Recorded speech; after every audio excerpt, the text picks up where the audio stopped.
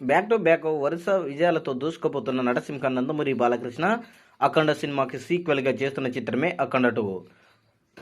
ఈ మూవీ మీద అంచనాలు సాలిడ్గా ఉండగా రీసెంట్గా అఫీషియల్గా టీజర్ని అయితే రిలీజ్ చేయగా టీజర్కి ఆడియన్స్ నుండి అనుకున్న దానికన్నా మించి రెస్పాన్స్ అయితే వచ్చింది.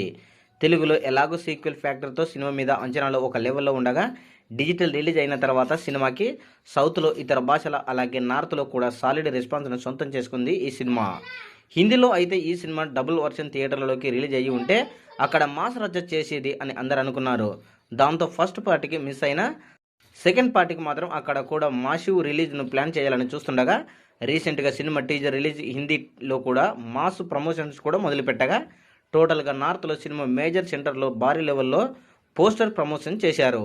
భారీ లెవెల్లో పోస్టర్స్ను పెట్టగా ఆ పోస్టర్స్ కోసమే ఏకంగా 1,55,00,000 రేంజ్లో ఖర్చు అయిందని తెలుస్తుంది. జస్ట్ టీజర్ ప్రమోషన్కే ఈ రేంజ్లో ఖర్చు చేయడం అందరినీ ఆశ్చర్యపరుస్తుంది.